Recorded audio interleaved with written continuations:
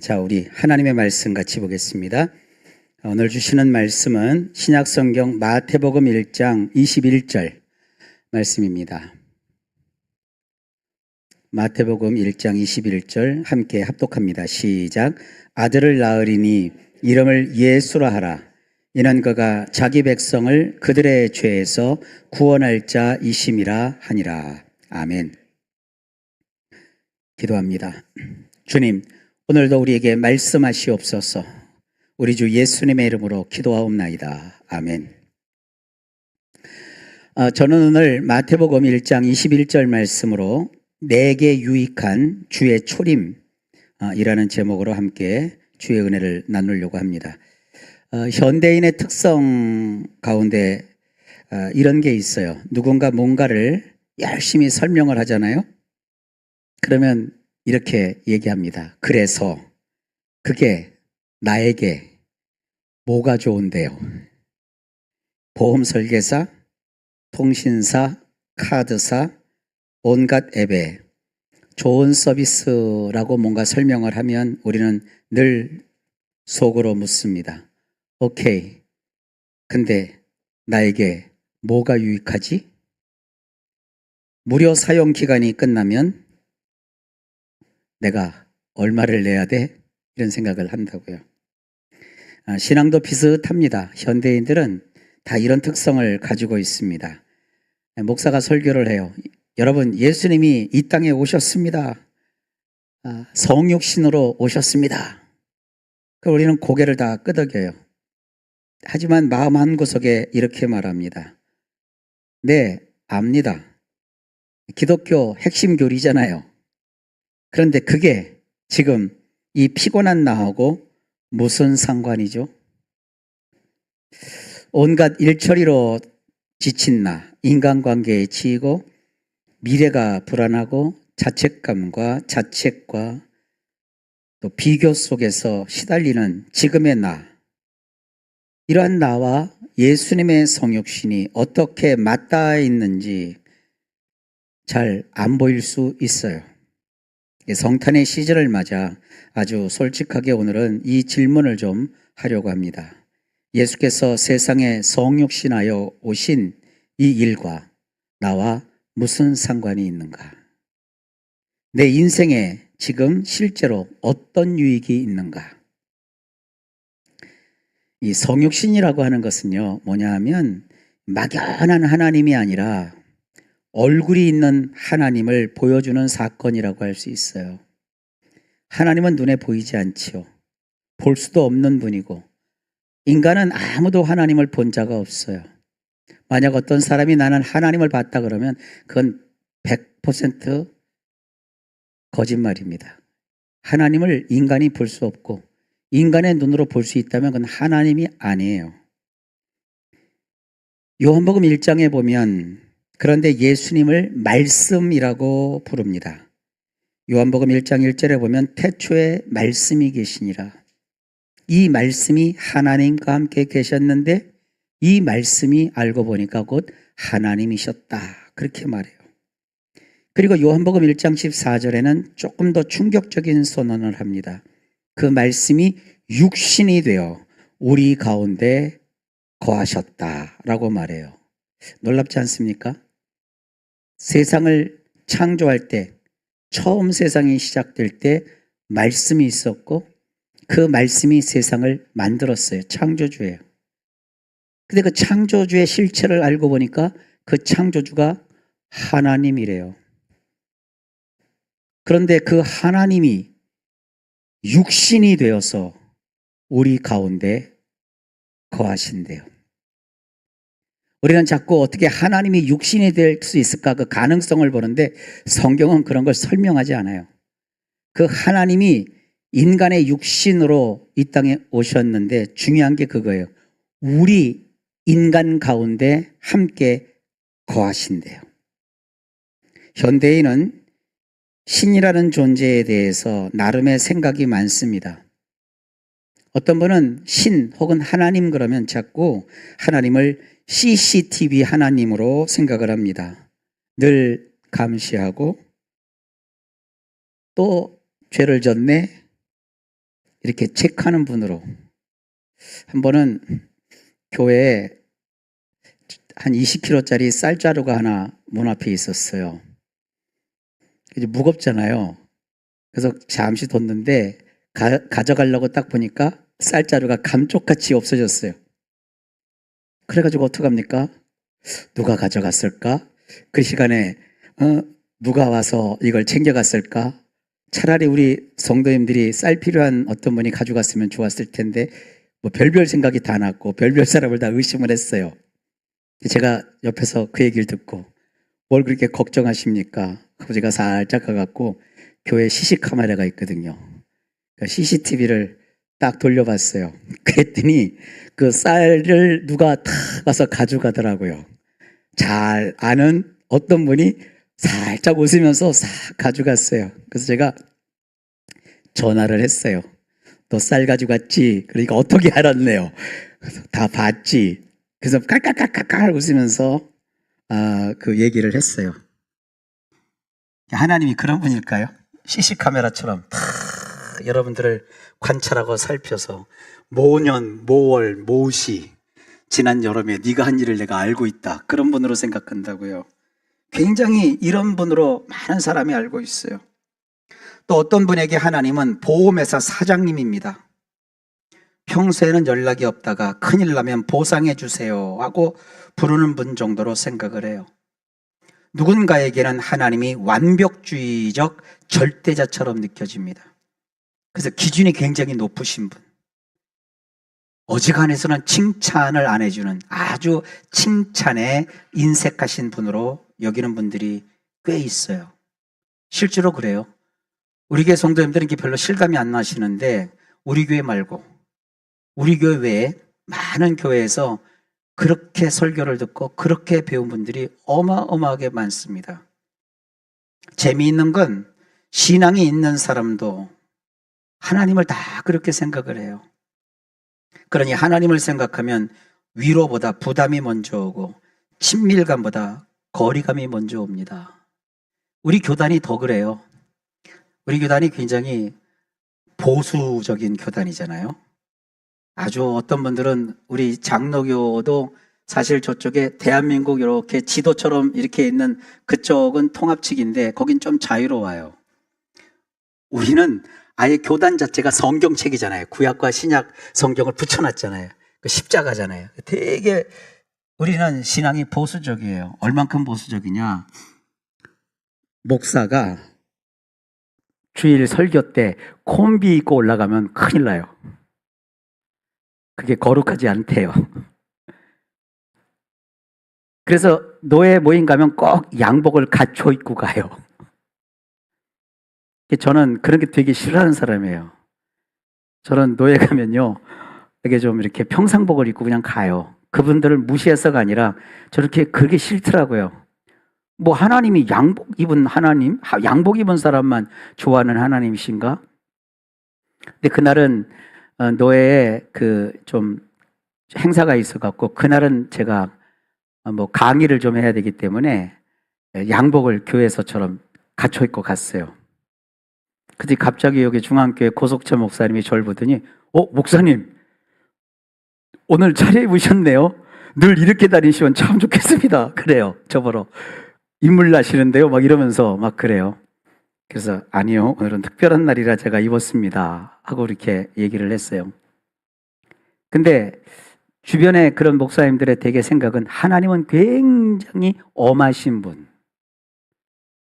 우리가 막 뭐라고 할까요? 무슨 예법 같은 데 꽉 메어야만 되는 분, 말 한마디도 조심해야 되는 분, 그렇게만 생각들을 하세요. 물론 그렇게 신앙생활해도 좋기는 좋아요. 흐트러짐 없이 신앙생활할 수 있으니까. 그러나 성경이 말하는 하나님은 그렇게 막 격에 갇혀 있고 틀에 짜 있는 그런 하나님은 아닙니다. 너무 하나님을 격식 있게 생각하면 친밀감보다는 거리감이 있어요. 어쨌든 하나님에 대한 생각들이 다 달라요. 하나님을 CCTV처럼 생각해도 그거 틀린 얘기는 아니에요. 그런 요소가 없지 않아 있으시니까. 다 살피시는 하나님이니까요. 하나님께서 완벽한 절대자이시죠. 여러분이 어렵게 생각하는 거 그거 뭐라고 안 하겠어요. 그러나 이렇게 하면 안 되죠. 어떤 분이 교회에 오는데 소위 말하는 쓰리빠 신고 왔어요. 쓰리빠라고 하나요? 슬리퍼 신고 왔어요. 그리고 어떤 분이 교회 들어오는데 작업복을 입고 왔어요. 그걸 옛날에는 난리를 폈어요. 어떻게 하나님께 예배하러 오는데 슬리퍼를 신고 오느냐. 그럼 뭘 신고 와야 돼요? 그 사람은 물어보니까 그거밖에 신발이 없어요. 작업복을 입고 오면 안 되나요? 각자가 하나님 앞에 나올 때 자기의 삶의 모습으로 정성껏 나오면 돼요. 근데 우리가 꼭 틀을 짜서 하나님께 나올 때는 드레스업, 양복을 입고 옛날로 말하면 그 옛날 분들 있잖아요. 검정 치마에 흰색 쪼거리에 하얀색 고무신을 신고 와야 된다. 지금도 그렇게 모이는 어떤 한 부류가 있어요. 하나님을 그렇게 생각할 수 있습니다. 그러나 그걸 우리가 탓하거나 잘못됐다고 얘기하면 안 돼요. 그냥 그분들은 그렇게 신앙생활하고 그렇게 하는 줄 알고 있어요. 그러나 성경이 말하는 하나님은 어떤 분인가? 이걸 좀 우리가 생각해 보면서 그런 것들을 잘 판단할 수 있는 판단력도 가져야 합니다. 어쨌든 이 예수님이 인간이 되신 이 사건, 우리는 성육신이라고 하는데 이 사건은 하나님이 직접 하나님의 얼굴을 인간에게 보여주신 거예요. 하나님은 모든 인간들이 가진 하나님에 대한 오해를 깨시기 위해서 이론으로 설명하지 않고 몸으로 직접 내려오셨어요. 전에 제가 번역했던 책 중에 더럽혀진 하나님이라는 책이 바로 그런 내용을 담고 있어요.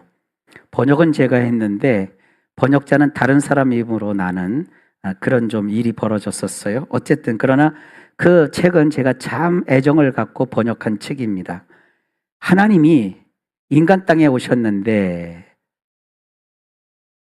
질퍽한 죄로 물든 세상에 오셨는데 하나님이 하나님의 벌을 더럽히세요. 더러운 죄의 구덩이에 빠진 우리를 건지고 살리시기 위해서 하나님께서 밧줄을 던져서 우리를 건져 올린 게 아니라 우리를 건져내시려고 하나님 자신이 그 발을 직접 더럽히실 정도로 죄악의 이 시궁창 속으로 들어오셔서 우리를 건져 올리셨다는 내용이에요. 그게 성육신이에요. 하나님이 어떤 분이신지 여러분 궁금하십니까? 사람들이 그러죠. 신이 살아계신다면 나에게 한번 보여줘라. 그럼 내가 신을 믿겠다. 그럴 필요가 없어요. 하나님이 이렇게 우리에게 말씀하십니다. 너 정말 하나님이 어떤 분인지 궁금하냐? 그러면 다른 데서 헤매지 말고 내가 보낸 예수를 보아라. 그 예수가 바로 내 마음이고 내 몸이고 내 모습이다. 그렇게 말씀하신다고요. 예수님을 보면 하나님이 어떤 분인지 보입니다. 예를 좀 들어볼게요. 요한복음 8장에 보면 간음하다가 현장에서 잡힌 여인이 나오죠. 그 여인에게 우리 예수님 어떻게 하셨어요? 야, 너 율법에서 그렇게 내가 간음하지 말라고 그랬는데 간음을 해? 율법에 의하면 너같이 그런 죄악을 범하면 사람들이 돌을 들어 쳐서 죽이라고 했는데 너는 돌 맞을 짓을 했구나. 너 죽어도 싸다. 그러지 않으셨어요. 그 여인을 가운데다 몰아놓고 돌을 들어서 진짜 돌을 들고 왔어요.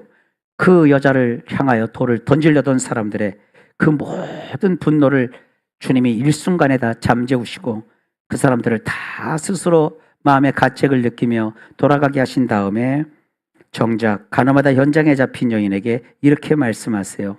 나도 너를 정죄하지 아니하노니 가서 다시는 죄를 범하지 말라. 이게 저와 여러분이 믿는 하나님의 실제 모습이에요. 우리가 죄를 지면 하나님이 몇 번 용서하실까요? 한 두 번? 우리 죄 지으면 꼭 그러죠. 한 번만 용서해 주세요. 한 번만 용서해 주실까요? 하나님은요, 끝이 없이 용서해 주세요. 그럼 사람들이 그래요. 그런 게 어딨냐고. 양심이라는 게 있죠. 여러분, 죄 짓는 사람이 무슨 양심이 있어요? 인간은 연약하기 때문에 죄를 자주 져요. 근데 그때마다 하나님이 용서해 주세요. 또 용서해 주세요. 10번도 용서해 주시고 20번도 용서해 주시고 7번씩 70번, 490번까지도 용서해 주시고 490번에 몇 겁까지 수천 번도 용서해 주세요. 그러면 사람들이 그런다고요. 그런 게 어디 있어요? 그런 게 있어요. 그게 하나님이세요. 저와 여러분들이 믿는 하나님은 그런 분이십니다. 그러니까 우리가 마음 놓고 죄를 져도 괜찮나요? 아니요. 성령께서 그렇게 하지 않으세요. 우리 양심을 일깨우세요. 그러니까 자꾸 여러분들 죄 지은 사람 보러 죄 짓지 말라, 또 죄를 지은 사람한테 너 그딴 식으로 살아서 천국 가겠느냐 자꾸 그러지 말라고요. 그거는 여러분이 할 일이 아니라 성령이 하실 일이요. 우리가 강조해야 될 것은 죄를 졌음에도 불구하고 죽어 마땅함에도 불구하고 멸망받아야 됨에도 불구하고 멸망시키지 않고 죽이지 않고 끝까지 한없이 용서해 주시는 하나님, 그 하나님이 우리가 믿는 예수님이시라고요. 혹시 지은 죄 때문에 고달프고 힘들어하신 분들이 계십니까? 주님 앞에 나와서 여러분 지은 죄를 다 회개하고 고백하면서 죄의 용서를 받고 죄의 해결함을 받으시기를 주의 이름으로 축복합니다. 하나님의 용서를 경험하면 내가 죄를 지은 그 사람한테 가서 빌게 돼요. 화목하게 지내게 하나님께서 우리를 이끌어 주시는 거예요. 하나님이신 예수님은 돌 맞아 죽을 처지에 있는 여인까지도 살려주시잖아요. 그것이 우리 예수님의 마음이고 모습이십니다. 요한복음 3장에 보면 니고데모라는 사람이 이 구도자예요. 진리를 찾는 자예요. 사람들의 선생님이세요. 이 사람이 밤에 혼자 예수님을 찾아와요. 그 찾아온 니고데모에게 예수님은 신앙 논쟁이 아니라 거듭남이 무언지를 찬찬히 일러서 알게 하여 주십니다. 신앙생활하면서 궁금한 거 많으시죠? 자꾸 사람한테 물어보지 마세요. 전에는 유튜브에게 자꾸 물어보더라고요. 요즘은 또 AI한테 물어봐요. 근데 AI는요, 나의 거울과 같아요. AI는 나에게 새로운 걸 가르쳐 주는 게 아니라 내가 물어보는 대로 내 마음에 맞춰서 내 마음에 드는 얘기만 해줘요. 그러니까 AI에게 정확한 전문적인 답을 구하려면 여러분이 물어보는 질문이 전문적이어야 돼요. 신학적인 전문 지식이 없고 성경 전문 지식이 없는데 AI한테 물어보잖아요. 그러면 내가 아는 만큼만 정리해서 나에게 가르쳐줘요. 그러니까 AI는 잘못 쓰면 더 무식해져요. 그러니까 성경대로요. 가진 자는 더 가지지만 없는 자는 있는 것까지 빼앗기리라. 문명의 이익인 AI는 좋은 거지만 AI에게 혜택을 받으려면 AI에게 전문적인 것으로 물어볼 수 있는 실력을 갖춰야 돼요. 예를 하나 들면 이런 거예요. 저는 AI에게 종종 성경에 대해서 이렇게 질문을 넣어봐요. 그리고 제가 원어를 하잖아요.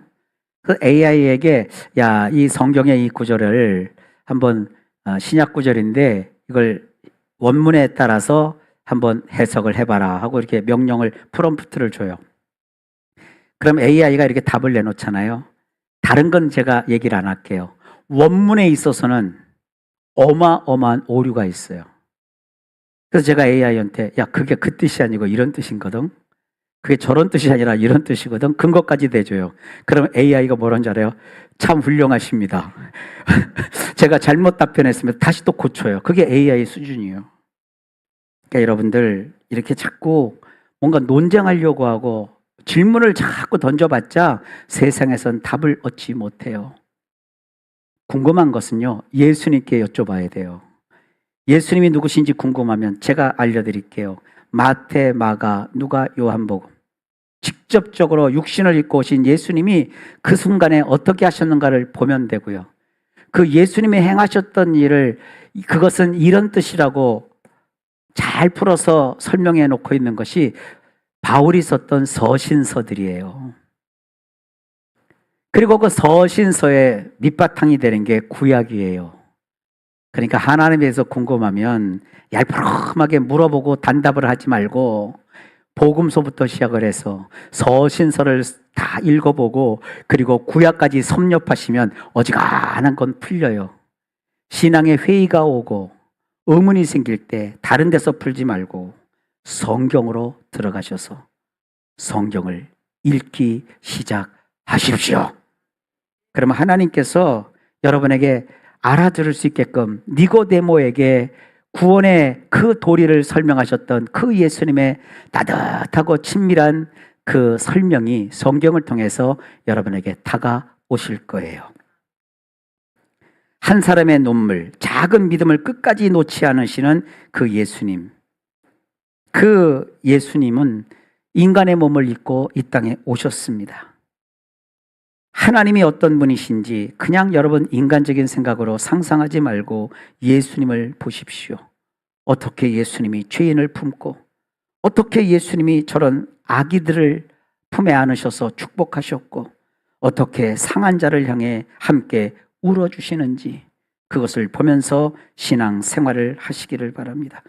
드리고 싶은 얘기가 참 많지만 정말 중요한 건 이거예요. 예수님이 이 땅에 오셔서 인간이 되신 거예요. 인간의 자리에서 인간을 가르치거나 인간을 깨우치거나 인간에게 뭐 잘못된 것들을 지적하면서 혁명을 일으키려고 온 게 아니에요. 가룟 유다는 예수님이 혁명을 일으키고 온 자인 줄 알고 그렇게 쫓다가 나중에 실망해서 예수님을 배반하잖아요. 예수님은 이 땅에 계실 때 누가 말하는 것처럼 혁명가가 아니에요. 성경이 분명히 말하고 있잖아요. 오늘 본문 기억하시죠? 그 이름을 예수라 하라. 이는 저가 자기 백성을 저희 죄에서 구원할 자이심이라. 우리를 건지고 구원하려고 주님이 오셨어요. 구원은 단지 우리를 건져서 천국으로 이끌어가는 그것만 구원 아니에요. 예수 믿고 구원 받으세요. 예수 믿고 천당. 그것만이 기독교 전부가 아니에요. 구원이라는 말 자체는 구약에서부터 쫙 나와요. 병에서 고침받는 게 구원이고요. 전쟁에서 이기는 것이 구원이고요. 생활 속에서 실패를 딛고 일어나 성공의 가도를 달리는 것도 구원이고요. 내 자녀가 이 땅을 살아가는 동안에 부족함 없이 삶을 살 수 있는 것, 그것이 다 구원의 범주 속에 들어있는 거예요. 그거 이루시려고 예수님이 이 땅에 오셨어요. 여러분 이제 답변하셔야죠. 예수님의 이렇게 오심이 나에게 어떤 유익이 있는가? 예수 믿으면서 그 유익함을 발견하시기를 바랍니다. 저는 이렇게 되지 않기를 원해요. 내가 예수 믿고 종쳤다. 학교종입니까? 내가 예수 믿고 망했다. 여러분 그건 잘못 믿은 거예요. 주님 앞에 와서 내 인생 끝났구나. 저분 따라갔다 큰일 나겠구나 하고 돌아선 사람들이 몇몇 성경에 있어요. 그러나 여러분 예수님 앞에 와서 돌아설 이유가 없지요. 가장 크게 예수님 앞에서 돌아선 사람들이 누구냐? 예수님을 가까이서 따랐던 수많은 제자들이 십자가를 얘기하니까 다 돌아서서 갔어요. 그때 예수님 제자 중에 한 사람에게 주님이 말합니다. 너희도 가려느냐? 그러자 제자가 이렇게 얘기해요. 영생의 말씀이 주께 있사오니 우리가 어디로 가오리까? 예수님 안에서 우리가 얻을 수 있는 것은 영원한 생명. 단지 죽지 않고 영원히 사는 천년만년 영생하는 그런 게 아니라 세상 사는 동안에 생수가 넘쳐나는 살만 나는 인생을 사는 것이 예수 안에 있어요. 지금 가진 여러분의 문제, 풀릴 길 없고 해결할 것이 없는 그런 정말 깜깜한 어둠의 세력에 갇혀 있는 그거 예수님께 가지고 나오셔서 주여 내가 지금 어둠 속에 있나이다. 내 눈을 밝혀 바로 보게 하옵시고 이 어둠의 현실 속에서 주님이 빛을 나타내시옵시고 죽음이 가득 악한 이 그늘진 나의 인생 속에 생명으로 인도하여 주시옵시며, 그 사시는 예수님이 진짜 하나님이심을 나로 발견케 하시고 만나게 하시고 느끼게 하옵소서.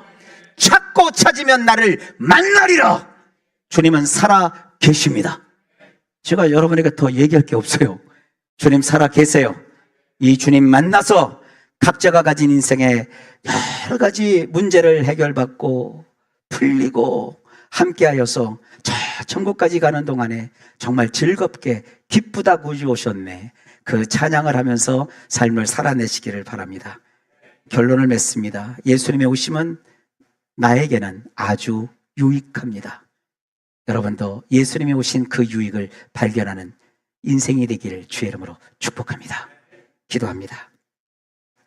하나님 아버지, 우리 성도들 예수 믿는 것이 결코 손해가 아님을 알게 하옵시고, 예수 믿는 것이 얼마나, 예수님이 이 땅에 오신 것이 얼마나 나의 인생에 여러 가지로 유익하다는 것을 각자가 발견하고 깨달아서 입을 열면 그 예수님을 자랑하고 증거하고 증언하는 간증하는 자들이 다 되도록 주여 역사하여 주옵소서. 예수님 이름으로 간절히 기도하옵나이다. 아멘.